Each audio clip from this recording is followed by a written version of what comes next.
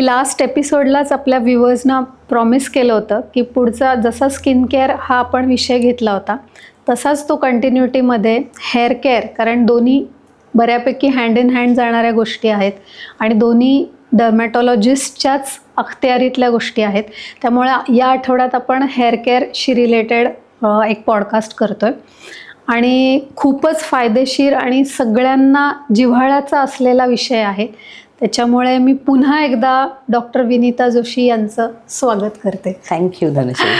आणि जसं आपण स्किन या अवयवाबद्दल बोललो तसंच केसांबद्दलही आमच्या व्ह्युअर्सना ऐकायला आवडेल. तो केसाचे दोन भाग आहेत, एक त्वचेच्या आत असलेला भाग आहे आणि एक बाहेर असलेला भाग आहे. आत असलेला जो भाग आहे त्वचेच्या तो जिवंत आहे, तिथून केस तयार होतो. आणि केसाच्या त्वचेच्या बाहेरचा जो भाग आहे तो इट्स अ डेड टिश्यू, म्हणजे ते एक प्रोटीन आहे केराटिन नावाचं जे डेड आहे. त्यामुळे आपण झाडाला पाणी घातल्यावर जसं झाडाच्या फांदीपर्यंत पाणी पोचू शकतं त्यातल्या काही झायलेम फ्लोएममुळे, तसं केसाचं नाही. तुम्ही केसाच्या मुळाशी काहीतरी नरिशमेंट देताय आणि ती टोकापर्यंत पोचेल असा विचार केला तर ते चुकीचं आहे. त्यामुळे आपल्याला झाड जिवंत आहे आणि केस हा जिवंत नाहीये बाहेर आलेला. सो आपल्याला ती दोन प्रकारे केसाची काळजी घ्यायला लागते. एक तर मुळाचं पोषण की ज्याच्यामुळे छान केस तयार होईल, आणि दुसरं म्हणजे बाहेर जो आलेला ऑलरेडी केस आहे त्याची काळजी. सो केसाची काळजी ही दोन प्रकारची. आता केस म्हणजे आता भुवया असतील किंवा डोक्या, हे बेसिकली प्रोटेक्शनसाठीच दिलेला एक ऑर्गन आहे आपल्याला. हो, पूर्वी आपल्याला म्हणजे ब्युटिफिकेशनसाठी, टू अट्रॅक्ट द पार्टनर. म्हणजे जसं आपल्या लांडोर आणि मोर आपण बघतो की मोर सुंदर असतो आणि लांडोर तशी त्या मानाने तिच्यात रंग नाहीये, तसं काही ब्युटिफिकेशनच्या दृष्टीने आहे. त्वचेवरचे केस पूर्वी खूप मोठे होते आणि ते टॅक्टाईल सेन्सेशनसाठी वापरले जायचे. पण over the period of time evolution जसं झालं तसं ते सगळं बदलत गेलं. त्यामुळे आता ते एक तुमच्या व्यक्तिमत्वाचा भाग आहे आणि तो अगदी अविभाज्य भाग आहे. केसाचा जेव्हा विचार करतो आपण तेव्हा केस गळणे, केस खराब होणे याच्यावर खूप लोकांना, आता ज्याला विचाराल तो म्हणतो नाही आता केस गळतायत, किंवा असा एक एज थोडं झालं की केस गळणे हा प्रॉब्लेम सगळ्यांनाच भेडसावतो. तर याची मुख्य कारणं काय, केस खराब होणे किंवा गळणे? केस गळण्याबद्दल आधी बोलूया. केस गळण्याची बरीच कारणं आहेत. म्हणजे जसं काही थायरॉइड असेल किंवा तुम्हाला आयर्न डेफिशियन्सी असेल, D3 तुमचं कमी असेल तर केसापर्यंत कॅल्शियम पोचतच नाही, अशा काही रक्तातल्या गोष्टी असू शकतात किंवा इंटरनल गोष्टी असू शकतात. दुसरं म्हणजे स्ट्रेस, हे एक मोठं कारण हल्ली हेअर लॉसचं दिसतं की त्याच्यामुळे तुमचं कॉर्टिसॉल लेवल्स इतक्या हाय असतात की त्याच्यामुळे तुम्हाला हेअर लॉस सुरू होतो. आणि मग या सगळ्या गोष्टी दुरुस्त केल्यानंतर तो हेअर लॉस कंट्रोलमध्ये येतो. काळजी घ्यायची म्हटलंच तर जेव्हा आम्ही त्याला वेदरिंग म्हणतो, म्हणजे तुम्ही काहीही डोक्याला न बांधता किंवा केस कव्हर न करता टू व्हीलरवरती जाता, मग तुम्ही पोल्युशन आणि युव्ही रेज दोन्हीला एक्सपोज असता. अशा वेळेला तुमच्या केसाचं जे वरचं आवरण आहे, ज्याला क्युटिकल असं म्हणतात, ते क्युटिकल खराब होतं. आणि जेव्हा क्युटिकल खराब होतं तेव्हा तो केस लस्टरलेस दिसायला लागतो किंवा त्याचा तुकतुकीतपणा कमी होतो, शाईन जाते.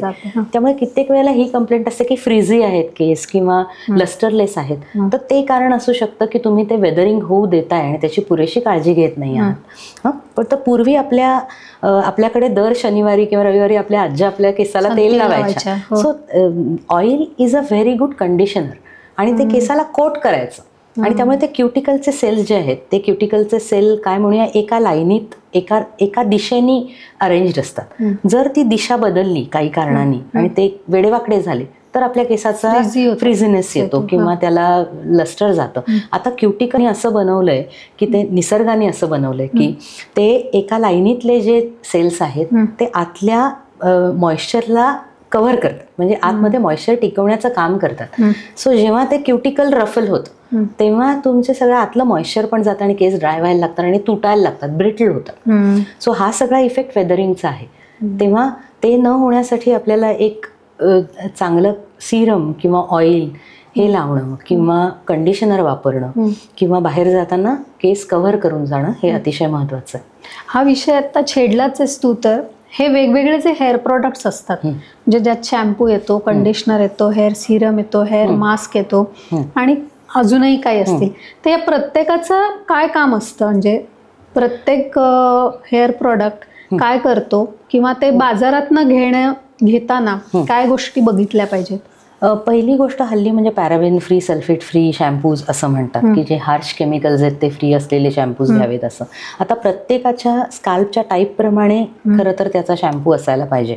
काही वेळेला ही गोष्ट तुम्हाला डॉक्टरकडे जाऊन चेक करून घ्यायला लागते की कुठला टाईप आहे स्काल्पचा. पण एक ढोबळ मनाने सांगायचं झालं तर समजा तू मध्ये भांग पाडलास आणि एक टिश्यू त्याच्यावर डॅब करून ठेवलास 30 सेकंद ते 1 मिनिट आणि नंतर तो काढलास तर त्याच्यावरती जे तेलाचे ठिपके येतात त्याच्यावर तुमचा स्काल्प ऑइली आहे का ड्राय आहे का नॉर्मल आहे हे कळतं. टेस्ट करायची. सो 3-4 ठिपके आलेत किंवा जास्त आले तर ऑइली स्काल्प आहे, 1-2 ठिपके आलेत नॉर्मल स्काल्प आहे, अजिबात नसेल तर ड्राय स्काल्प आहे. सो अशा स्काल्प टाईप प्रमाणे जर तुम्ही जो त्याच्यावर लिहिलेलं असतं शॅम्पूवरती की for dry scalp, for oily scalp, तो शॅम्पू तुम्ही चूज करू शकता. बेसिक गोष्ट. तुम्हाला जर केसाला ड्रायनेस असेल, फ्रिझीनेस असेल तर तुम्हाला डेफिनेटली एक कंडिशनर लागतं. नॉर्मल कंडिशनर हे माइल्ड जर प्रॉब्लेम असेल तर त्याला चालतो. पण जर खूप सिव्हिअर ड्रायनेस असेल किंवा फ्रिझीनेस असेल किंवा ब्रेटलनेस असेल तर मात्र मग तुम्हाला मूस टाईप कंडिशनर्स जे असतात, क्रीम बेस्ड कंडिशनर्स, ते लागतात. आणि हे सगळं करून दुरुस्त होत नसेल तर तुम्हाला डर्मॅटॉलॉजिस्टकडे जावं लागतं. हो. आणि मग डॅन्ड्रफ हा विशिष्ट प्रकारच्या हेअर टाईप म्हणजे स्कॅल्पच्या ड्रायनेस किंवा ऑइलीनेसशी रिलेटेड आहे. डॅन्ड्रफ काय आता डॅन्ड्रफ 2 गोष्टींनी होऊ शकतो. एक ड्रायनेसमुळे होतो आणि एक majority of the dandruff is because of fungal infection. आपल्या चेहऱ्याच्या आणि डोक्याच्या त्वचेमध्ये जास्त प्रमाणात ऑइल ग्लँड्स आहेत. त्यामुळे तिथे जे ऑइल सिक्रेट होतं ते त्या फंगसला खाद्य आहे असं म्हण, आणि त्यामुळे ती फंगस तिथे वाढत राहते आणि मग त्यामुळे होणारा तो डॅन्ड्रफ असतो. आता काय होतं की तुम्हाला डॅन्ड्रफ झालं म्हटल्यावर लोकांना असा समज असतो की ते ड्राय स्काल्पमुळे झालाय, त्यामुळे ते आणखीन ऑइल लावतात, मग ती फंगस आणखीन वाढते. असं होऊन ते त्याचं प्रमाण वाढत राहतं. सो तो डॅन्ड्रफ फंगल इन्फेक्शनचा आहे का ड्रायनेसचा आहे हे असं नॉर्मल माणसाला कळणं थोडं अवघड आहे. डर्मॅटॉलॉजिस्ट कडे जाऊन त्याची ट्रीटमेंट करायला पाहिजे. आणि आहार विहार कसा ठेवावा हेअर चांगला असण्यासाठी? कारण हेअरसाठी आपण बघतो की खूप प्रकारचे मायक्रोन्यूट्रिएंट्स लागतात की ते आहारातनं मिळण्यासारखे आहेत का वेगळे सप्लिमेंट्स घ्यावेत किंवा विशेषतः केस गळती, केस खराब होणे अशा तक्रारी असतील तर हे सप्लिमेंट्स कुठले घ्यावेत? आता बेसिक केसासाठी लागणारी गोष्ट म्हणजे protein, because it's a protein.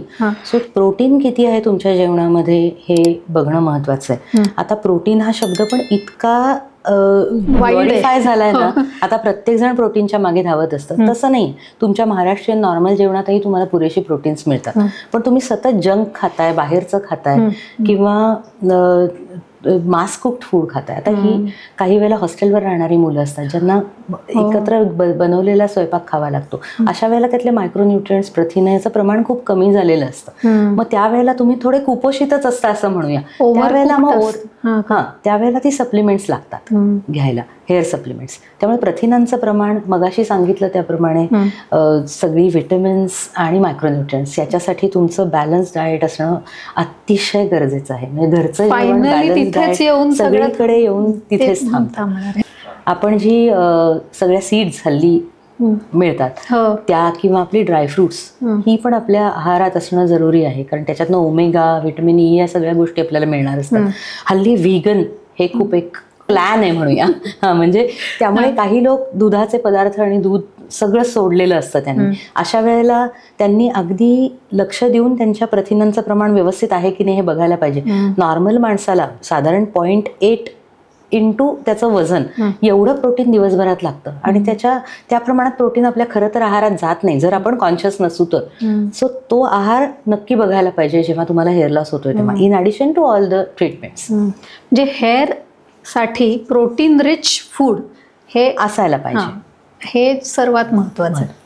केस गळण्याचा आणखीन एक मुद्दा मला तुला सांगावासा वाटतो तो म्हणजे आता पुष्कळ मुलं बघितली असतील तर परदेशात जातात राहायला, म्हणजे शिकायला, आणि तिथे राहत असतात आणि तिथे म्हणजे जर्मनीमध्ये किंवा इतर ठिकाणी कुठे हार्ड वॉटर आहे असं ते त्यांची कंप्लेंट असते बऱ्याच लोकांची. तर त्यामुळे केस गळतात असं त्यांना वाटतं, पण ते तसं नसून ऍक्च्युली तो रिलोकेशन स्ट्रेस असतो. ती मुलं घरापासून लांब जातात, कधी कधी पहिल्यांदा गेलेली असतात, स्वतः स्वयंपाक करून जेवत असतात. कधी कधी त्यांना जेवण बनवायला वेळ होत नाही, सो मिळेल ते खातात. आणि ह्या सगळ्याचा स्ट्रेस केसावर येतो. मी नेहमी म्हणते की केस हा आपलं व्हायटल ऑर्गन नाहीये. हार्ट, किडनी, लिव्हर सारखं हे ऑर्गन नाहीये. त्यामुळे शरीराचा इंटेलिजन्स ना केसाला सगळ्यात शेवटी न्यूट्रिशन पोहोचवतो. सो केस पहिले अफेक्ट होतात. बरोबर. त्यामुळे केस आणि स्किन या दोन गोष्टी नेहमी अफेक्टेड दिसतात मला ह्या मुलांच्या. सो अशा वेळेला सप्लिमेंट्स लागतात किंवा कॉन्शियसली त्यांना काही ठराविक गोष्टी आहारामध्ये इन्क्लूड करायला सांगाव्या लागतात. आता पूर्वी नव्हतं, पण आता खूप हे प्रमाण वाढलंय की स्ट्रेटनिंग, कर्लिंग, काही हीट ट्रीटमेंट्स असतील केसांवर किंवा कलरिंग आणि अशा अनेक ज्या केसांशी रिलेटेड ट्रीटमेंट्स म्हणा किंवा जे प्रोसिजर्स केले जातात, याचे केसांवर कसे दुष्परिणाम होतात किंवा काय परिणाम होतात बेसिकली? आता पहिलं ग्रेइंगबद्दल बोलूया की आता ग्रेइंगचंही प्रमाण खूप वाढलंय, कारण स्ट्रेस वाढलाय, आपली लाईफस्टाईल बदलली आहे, बाहेरचं खाणं असतं, सगळं असतं. त्यामुळे ग्रेइंग खूप जास्त आणि लवकर सुरू व्हायला लागले. म्हणजे मी अगदी 8-9 वर्षाच्या मुलांमध्ये पण ग्रेइंग बघते, पण ते दुरुस्त करता येतं. थोडं 25 नंतरचं जे ग्रेइंग आहे ना ते दुरुस्त नाही करता येत, काही वेळेला 100% रिव्हर्स नाही करता येत. त्यामुळे त्यावेळेला तुम्हाला सोशली प्रेझेंटेबल राहायला हेअर कलर वापरावाच लागतो. मग इन दॅट केस कुठले हेअर कलर्स वापरावेत? तर शक्यतो अमोनिया फ्री हेअर कलर्स वापरावेत, ज्यांनी तुमच्या स्काल्पला इरिटेशन कमी राहील. पण ग्रे कव्हरेज जर खूप असेल तर मात्र अमोनिया असलेले हेअर कलर्स वापरावे लागतात, कारण ते जास्त दिवस टिकतात आणि ते जास्त चांगले आतपर्यंत पोहोचतात केसाच्या.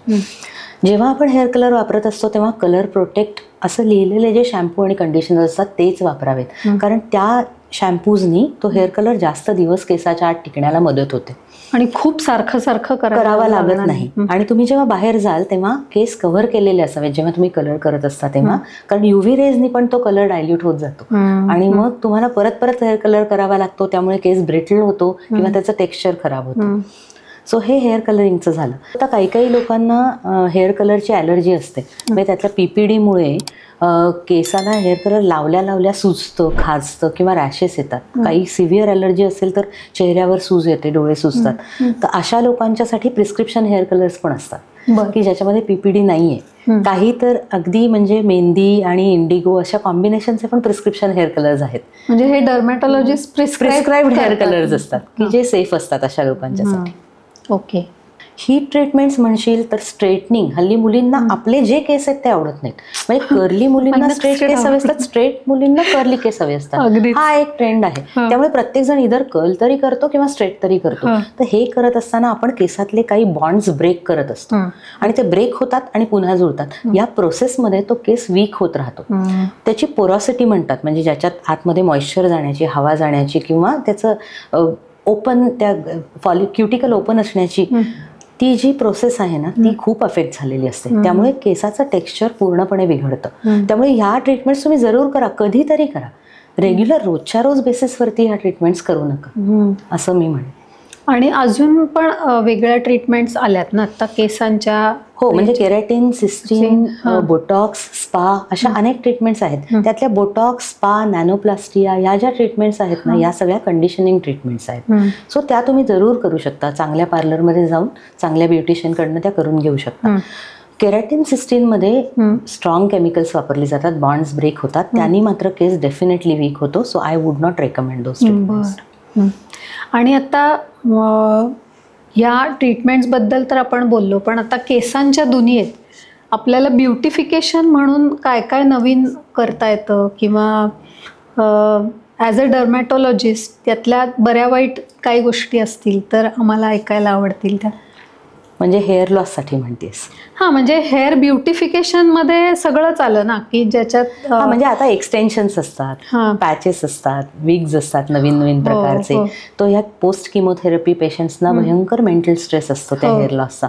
सो हा पोस्ट किमोथेरपी जो हेअर लॉस असतो त्याला ॲनाजेन इफ्लेवियम म्हणतात. म्हणजे ग्रोथच्या फेजमध्ये असलेले केस गळतात आणि तो एक ट्रॉमा त्या पेशंटला असतो. ते केस पूर्णपणे रिप्लेस होतात आणि छान केस येतात, पण त्या ट्रान्झिशन फेजमध्ये नॅचरल दिसणारे सुंदर विग्स मिळतात किंवा पॅचेस मिळतात. तर हे जरूर वापरता येतात. म्हणजे ते त्या गोष्टी आता तो ॲडव्हान्टेज आहे आपल्याला. पूर्वी कसं फडकं बांधून लोक फिरायचे, तर आता त्याची गरज नाही. आता बऱ्याच नवीन ट्रीटमेंट्स पण अवेलेबल आहेत. आणि हेअर लॉसच्या ट्रीटमेंट्सबद्दल पण थोडंसं सांगा मला. साधारणपणे आपल्या डोक्यावरती 1,00,000 केस असतात. बरं. आणि त्यातले 50 ते 100 केस गळणं हे नॉर्मल समजलं जातं. म्हणजे आयडियली आमच्या पुस्तकातल्या व्याख्येप्रमाणे 100पेक्षा जास्त जर केस गळत असतील तर आम्ही ट्रीट करणं एक्सपेक्टेड आहे. पण एखाद्या माणसाला जर डेन्सिटी कमी असेल केसाची तर त्याला 50 केस सुद्धा खूप वाटतात. मग ते प्रत्येक व्यक्तीप्रमाणे ठरतं की हे ट्रीटमेंट त्याची जरुरी आहे का नाही.